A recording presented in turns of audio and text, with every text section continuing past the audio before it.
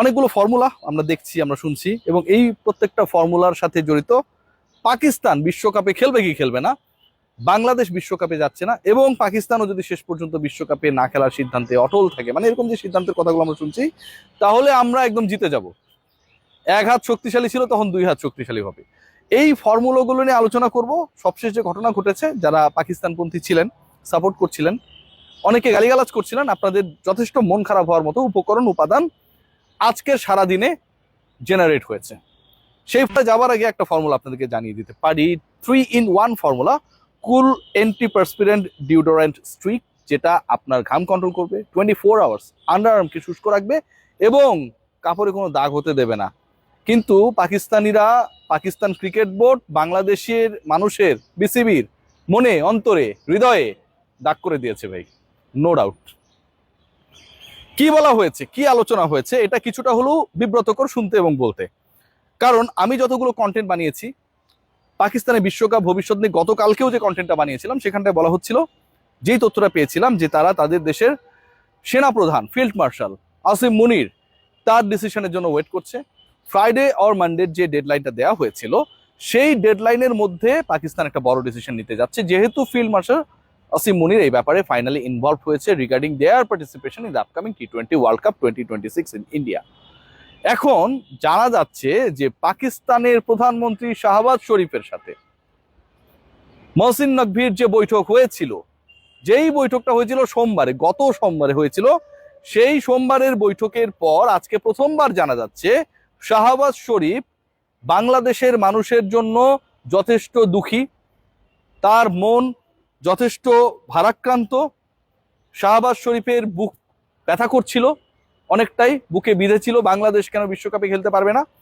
কিন্তু সেই ব্যক্তি বলেছে, যখন পাকিস্তান অংশগ্রহণ করবে না এবং এই নন পার্টিসিপেটিং নেশনে পরিণত হলে পাকিস্তান ক্রিকেট বোর্ডের, ইনফ্যাক্ট পাকিস্তান সরকারের যেই ফিনান্সিয়াল লসটা হবে এখান থেকে এখানে নামবে, সেটা তারা কনসিডার করবে না।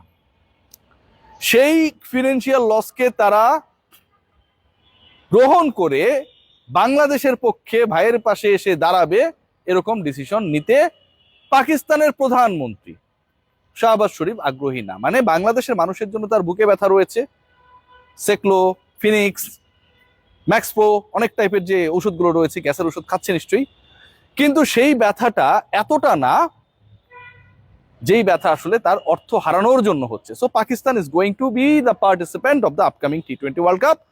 এর আগে পরে যে ঘটনাগুলো ঘটবে এবং ঘটেছে সবগুলোই মোটামুটি নাটক বলতে পারি আমি। দেখুন, কারো পক্ষে বিপক্ষে বলছি না, end of the day Pakistan যেই সিদ্ধান্তটা গ্রহণ করছে, আপনারা সবাই সেই সিদ্ধান্তের ব্যাপারে জানছেন বিভিন্ন মিডিয়ার মারফতে, সেই সিদ্ধান্তে আপনাদের সাথে শেয়ার করছি। They are not intend to support Bangladesh regarding that case when they will not participate like this country. Second point, যেটা পাকিস্তানের ক্রিকেটার কবে ফ্লাই করবে, ক্রিকেট টিম সাবস্টাফরা কবে ফ্লাই করবে, এয়ার টিকিটও অলরেডি ডান করা হয়েছে। প্লেনের টিকিট অলরেডি, এর আগে আমরা জানি যে জার্সি উন্মোচন হয়েছিল, প্লেনের টিকিট সংক্রান্ত যে জটিলতা ছিল সেটাও এখন আর নেই, প্লেনের টিকিট কেটে ফেলা হয়েছে। মানে সোমবারের বৈঠকে যেখানটায় নকভি এবং শাহবাজ শরীফ তারা বসেছিলেন, সেই বৈঠকে ডিসাইডেড হয়ে গেছে that they are going to participate in the upcoming টি-20 ওয়ার্ল্ড কাপ। আমাদের লাভটা কি হলো, বাংলাদেশের মানুষ অনেক অনেক বেশি খুশি হয়ে গিয়েছিল, বগল বাজিয়েছিল যে ঠিক আছে পাকিস্তান অংশগ্রহণ করছে, বাংলাদেশ অংশগ্রহণ করছে না, আপকামিং যে ওয়ার্ল্ড কাপটা সেটা মাঠে মারা যাবে। দেখুন, পাকিস্তান কিন্তু দিন শেষে ঠিকই যাচ্ছে, মন খারাপ করছে, বাংলাদেশ যেতে পারলে ভালো হইতো। বাংলাদেশও দেখুন ডাবল স্ট্যান্ডার্ড, মানে যেই দেশের সাথে আমি স্পোর্টিং সম্পর্ক রাখবো না, কেন রাখবো না, বা সেই সম্পর্ক থেকে সরে আসলাম, ভেরি লজিক্যাল, যে আমাকে অপমান করা হয়েছে, এটা তো লজিক্যাল। স্পোর্টসে যে ঘটনাটা ঘটেছে সেটা তো লজিক্যাল, সে কারণে আমি একটা ন্যাশনাল স্পোর্টস টিম পাঠাচ্ছি না, ক্রিকেট টিম। এখন আমি আরেকটা স্পোর্টসের টিমকে আমি ঠিকই পাঠাচ্ছি, সেটা শুটিং টিম। আমি ক্রিকেট টিমকে খেলার জন্য পাঠালাম না, শুটিং টিমকে আমি নিশানা ভেদের জন্য পাঠিয়ে দিচ্ছি। যেই ঘটনা ঘটেছে বাংলাদেশের সাথে, সেই ঘটনা ঘটেছে বাংলাদেশের স্পোর্টস মিনিস্ট্রির সাথে প্রথমত, কারণ প্রথম অ্যানাউন্সমেন্টটা এসেছিল স্পোর্টস মিনিস্টারের কাছ থেকে, স্পোর্টস অ্যাডভাইজারের কাছ থেকে, that we are not going to participate in India. এখন আমার প্রশ্ন হচ্ছে যে শুটারদের কি সিকিউরিটি অনেক হাই? এই অ্যাসুরেন্সটা কোথা থেকে শুটিং ফেডারেশন পেল? গভর্নমেন্ট কেন তাদের বেলায় জিও ইস্যু করবে? ক্রিকেট দলের বেলায় তো আসলে এই ঘটনাটা একইভাবে ঘটতে পারতো। অপমানটা কি মানে শুটিং টিম বাংলাদেশের বাইরে, মিয়ানমার থেকে রোহিঙ্গা তারা এসছে, তাদের গায়ে লাগে না? আর ক্রিকেট দল গেলে হচ্ছে বাংলাদেশে মান সম্মান চলে যাবে। আমার কথা, বাংলাদেশে মান সম্মান আমরা রাখতে চাই, আমাদের ক্রিকেট দল যাবে না, দ্যাটস দ্য স্ট্যান্ড। এবং এই স্টান্সটাকে আমি সাপোর্ট করি যে আমরা অপমানকে সহ্য করে ওখানে খেলতে যাব না। কারণ আমরা মানে কি, আমরা যারা ক্রিকেটার না তারা তো সাপোর্ট করি, সাধারণ মানুষ সাপোর্ট করে না? শুটাররা কি এর বাইরে? বাংলাদেশের নাগরিক না তারা? শুটিং ফেডারেশন কি স্পোর্টস মিনিস্ট্রির বাইরে? বাংলাদেশ সরকারের বাইরে? স্পোর্টস মিনিস্ট্রির বাইরে? তারা কেন যাচ্ছে ভাই? একই আসিফ নজরুল একটা টিমকে পাঠাচ্ছেন না, একই আসিফ নজরুল আরেকটা টিমের জিওর ব্যাপারে কোনো বাধা দিচ্ছেন না। সো আমার কাছে মনে হয় quite interesting what is going to happen. Pakistan অংশগ্রহণ করছে, শুটিং টিমও যাচ্ছে, মাঝখান থেকে ক্রিকেটাররা খেলতে পারবেন না। আরেকটা ইন্টারেস্টিং পয়েন্ট, আজকে অনেক জায়গায় এই আলোচনাটা হয়েছে, বিডি ক্রিক টাইম থেকে শুরু করে বিভিন্ন সোশ্যাল প্ল্যাটফর্মে।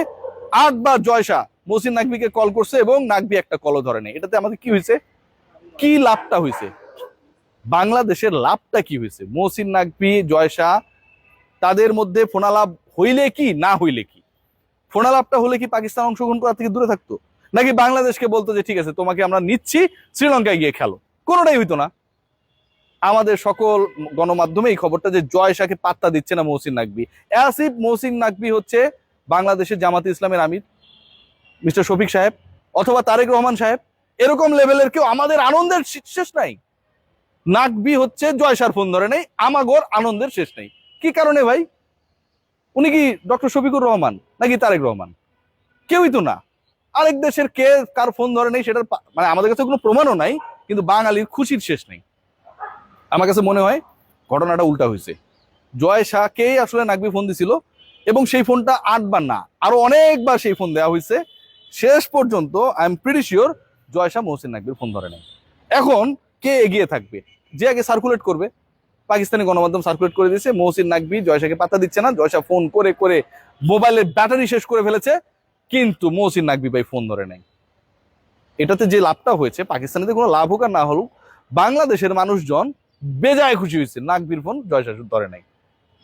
এতে আলটিমেটলি আমার কাছে যেটা দাঁড়াচ্ছে যে আমরা আসলে যে কান চিলে নিয়ে গেছে, চিল খুঁজতে খুঁজতে দিন শেষে কান কানের জায়গায় আছে সেটারও খবর রাখি না, আমরা আমাদের কানে তালা মেরে শুনতেও পাই না। বাংলাদেশের ক্রিকেট এখন যে পর্যায়ে রয়েছে সেটা একটা ভয়াবহ অশনি সংকেতের সামনে। এবং sports industry, sports ministry, sports cover যারা করি, সাপোর্টার যারা, তাদের যে ডাবল স্ট্যান্ড, এটা আমার কাছে মনে হয় ভয়াবহ, ভয়ঙ্কর। কারণ আমি যদি বাংলাদেশকে ভালোবাসি, বাংলাদেশের কোনো পার্টিকুলার একটা দল যদি বিশ্বকাপে না যায় বা পার্টিকুলার এক দেশে যদি না যায়, তাহলে অন্য ডিসিপ্লিনের দলও যাবে না। হিসাব সহজ। এই সকল ফেডারেশন, বিসিবি হোক আর শুটিং ফেডারেশন, সবই স্পোর্টস মিনিস্ট্রি আন্ডারে। দুক্ষেত্রে দুই রকম নীতি কেন? তাদের জন্য কি ভারত ভালো নাকি নিরাপদ? এই ব্যাখ্যা কে দিবে? সবাই ভালো থাকবেন।